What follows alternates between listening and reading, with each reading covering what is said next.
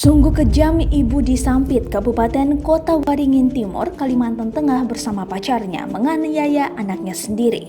Permasalahannya sepele, hanya karena susah diajak tidur siang dan muntah saat makan. Bocah berinisial L dianiaya oleh ibunya Y.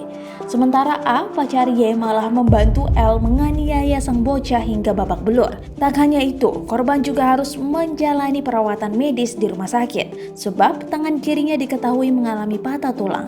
Kapolres Kota Waringin Timur AKBP Abdul Haris Jakin mengatakan terungkapnya kasus penganiayaan tersebut saat korban ditemukan warga terlantar di sekitar rumahnya dengan kondisi yang sudah memprihatinkan. Mengetahui hal itu, warga langsung melaporkannya ke polisi terdekat. Setelah mendapat laporan itu, polisi langsung melakukan evakuasi korban dan membawanya ke rumah sakit untuk mendapatkan perawatan medis.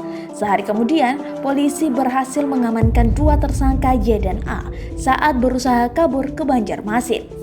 Dianiaya karena susah tidur. Dari pemeriksaan yang dilakukan, kedua pelaku yang tak lain adalah ibu kandung korban dan pacar ibunya itu mengakui perbuatannya. Saat melakukan penganiayaan itu, menurut Abdul, keduanya diduga karena terpengaruh narkoba. Pelaku, kata Abdul, melakukan penganiayaan terhadap korban sudah berulang kali.